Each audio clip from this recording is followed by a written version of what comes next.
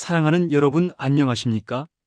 오늘 여러분과 함께 정말 중요하고도 어쩌면 조금은 충격적일 수 있는 건강 이야기를 나눠보려고 합니다.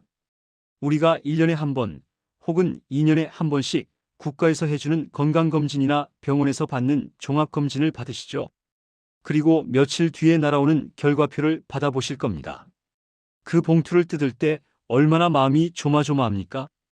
혹시나 큰 병이 있다고 나오지는 않을까, 수치가 나쁘지는 않을까 걱정하면서 결과표를 열어봅니다. 그런데 결과표에 정상 혹은 이상 없음이라는 글자가 적혀 있으면 우리는 어떤 마음이 드나요? 휴, 다행이다. 올해도 무사히 넘겼구나. 나는 건강하구나. 이렇게 안도하며 그 결과표를 서랍 깊숙한 곳에 넣어두거나 그냥 버리기도 합니다. 그리고는 친구들을 만나서 자랑도 하죠.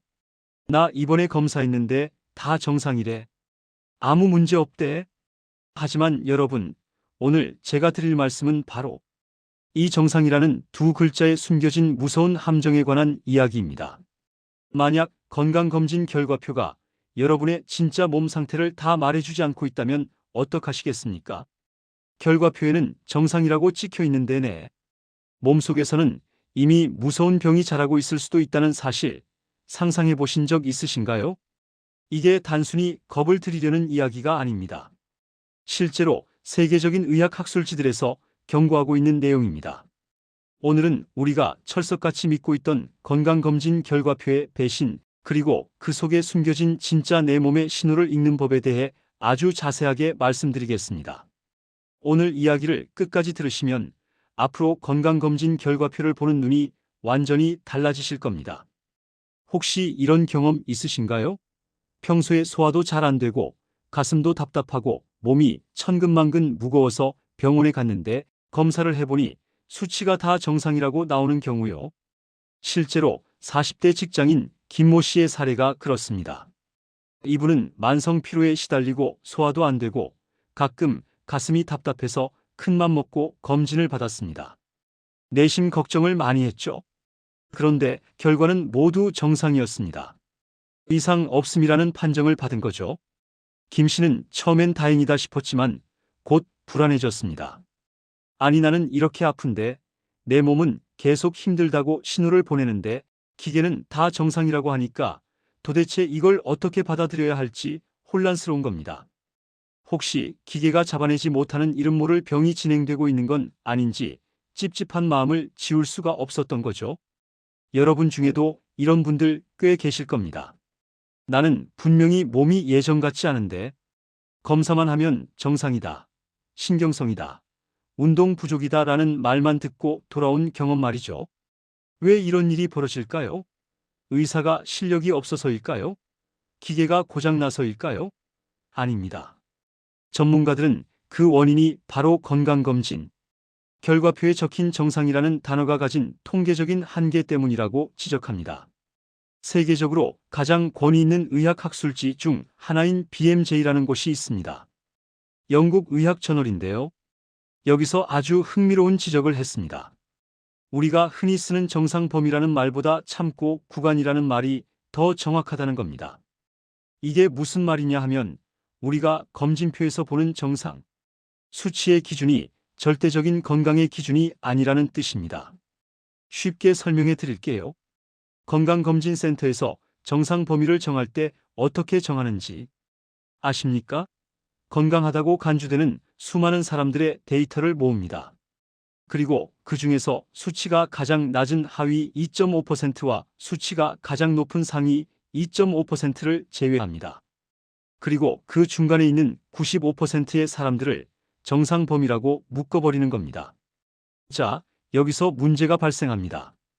이 정상 범위라는 건 단순히 대다수의 사람들이 이 안에 포함된다는 뜻이지, 이 안에 들어있다고 해서 그 사람이 완벽하게 건강하다는 걸 보장해 주는 건 아니라는 겁니다.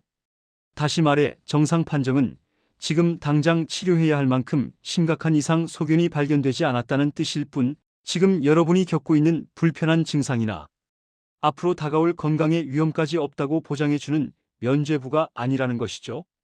우리는 학교 다닐 때 시험 점수처럼 생각하는 경향이 있습니다.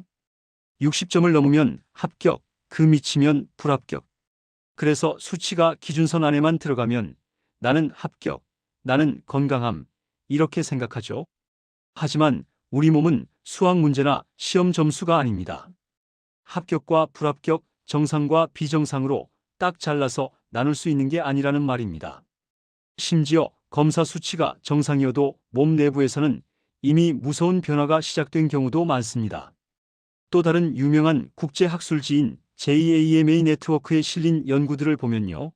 겉으로는 아무런 증상이 없고 검사 수치도 지극히 정상인 사람들 중에서도 이미 몸속 혈관에는 변화가 시작된 경우가 많다고 합니다. 전문 용어로는 아임상 동맥경화라고 하는데요. 이 말이 참 어렵죠? 아임상이라는 말은 증상이 겉으로 드러나지 않는다는 뜻입니다. 즉, 병원에 가서 피를 뽑고 혈압을 재도 수치상으로는 아무 문제가 없는데 실제 혈관 벽에는 이미 기름 찌꺼기가 끼기 시작했고 혈관이 조금씩 딱딱해지고 있다는 겁니다. 이런 단계에서는 당장 병으로 진단되지는 않습니다. 의사 선생님도 수치가 정상이니까 약 드실 필요 없습니다 하고 돌려보냅니다. 하지만 이렇게 보이지 않게 쌓인 초기 변화들이 나중에 갑자기 심근경색이나 뇌졸중 같은 무서운 심혈관 질환을 일으키는 씨앗이 됩니다. 주변에서 그런 경우 보셨을 겁니다. 평소에 건강하다던 사람이 매년 검진도 꼬박꼬박 잘 받던 사람이 갑자기 쓰러졌다는 이야기요.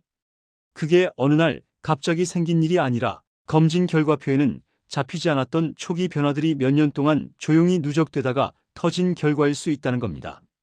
미국의 저명한 의학 저널인 NEJM에서도 비슷한 이야기를 합니다.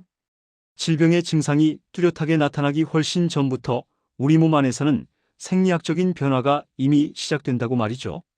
예를 들어 동맥경화 같은 병은 50대, 60대에 갑자기 생기는 게 아니라 아주 젊은 시절부터 혹은 수십 년 전부터 혈관 안에서 조용히 진행되다가 나중에야 비로소 증상으로 나타난다는 겁니다.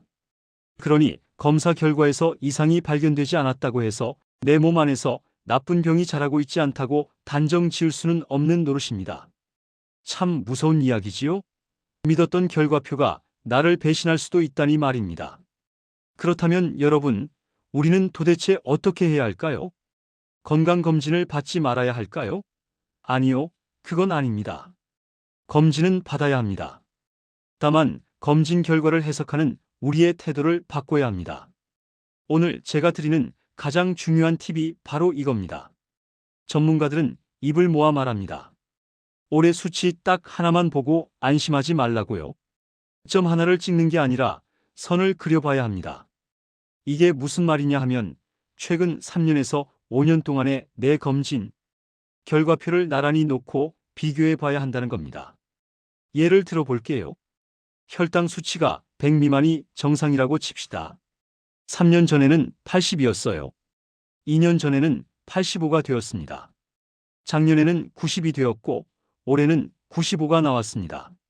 자, 올해 95라는 수치는 100 미만이니까 정상 범위에 들어갑니다. 결과표에는 정상이라고 찍혀 나올 겁니다. 하지만 흐름을 보세요. 80에서 95까지 매년 조금씩 오르고 있죠. 이건 내 몸의 대사 시스템이 점점 나빠지고 있다는 아주 강력한 신호입니다. 정상이라는 도장에 속아서 이걸 무시하면 내년이나 내후년에는 당뇨병 판정을 받게 될지도 모릅니다. 혈압도 마찬가지고 콜레스테롤도 마찬가지입니다. 기준선 안에 들어있느냐 아니냐가 중요한 게 아닙니다. 내 수치가 어떤 방향으로 움직이고 있느냐, 그 추세를 읽는 것이 훨씬 더 중요합니다. 수치가 야금야금 나빠지고 있다면 비록 지금은 정상 판정을 받았더라도 내 몸은 이미 비명을 지르고 있는 것일 수 있습니다. 반대로 수치가 기준을 아주 조금 벗어났더라도 몇 년간의 추이가 안정적이라면 너무 크게 걱정할 필요가 없을 수도 있습니다. 한 대학병원 가정의학과 교수님도 이렇게 말씀하셨습니다. 건강검진에서 제시되는 정상 범위는 한계가 뚜렷하다. 정상 범위 안에 있더라도 수치가 해마다 나빠지는 방향으로 가고 있다면 정말 의미 있게 봐야 한다. 반대로 기준을 조금 벗어났다고 해서 무조건 다 병인 것은 아니다. 여러분, 우리 몸은 기계가 아닙니다. 그리고 건강검진 결과표는 성적표가 아닙니다. 합격, 불합격에 집착하지 마세요.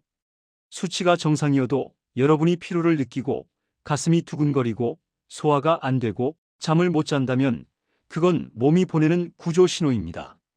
스트레스, 수면 부족, 운동 부족, 영양 불균형 같은 문제들은 피검사나 엑스레이로는 다 나오지 않는 경우가 많습니다. 검사 기계보다 더 정확한 건 어쩌면 여러분이 매일 느끼는 내 몸의 감각일지도 모릅니다. 결과표가 정상이라고 해서 내 몸의 불편함을 무시하지 마세요. 그리고 결과표를 받으면 의사 선생님과 상담할 때 꼭 이렇게 물어보세요. 선생님, 제가 지금은 정상이지만 작년이나 재작년에 비해서 수치가 어떻게 변하고 있나요? 나빠지는 추세인가요? 이렇게 질문하는 것만으로도 여러분은 큰 병을 미리 막을 수 있는 기회를 얻게 될 겁니다. 건강은 정상이라는 도장 하나로 지켜지는 것이 아닙니다. 내 몸이 보내는 아주 작은 신호에도 귀를 기울이고 수치의 변화를 예민하게 관찰하는 여러분의 관심이 진짜 건강을 만듭니다. 오늘 댁에 가시면 서랍 속에 넣어둔 지난 몇 년간의 건강검진 결과표를 한번 꺼내보세요. 그리고 숫자들이 어떻게 변해가고 있는지 한번 쭉 훑어보시기 바랍니다. 그 속에 진짜 내 건강의 현주소가 숨어 있을 테니까요. 오늘 이야기가 여러분의 건강 관리에 조금이라도 도움이 되셨기를 바랍니다. 여러분 모두가 결과표의 숫자보다 내 몸의 목소리에 더 귀 기울이며 하루하루 더 건강하고 활기차게 보내셨으면 좋겠습니다. 지금까지 행복천사 채널이었습니다. 오늘 내용이 유익하셨다면 구독과 좋아요, 그리고 알림 설정까지 꼭 부탁드립니다. 여러분의 작은 관심이 제가 더 좋은 영상을 만드는 데 큰 힘이 됩니다. 항상 건강하시고 행복하세요. 감사합니다.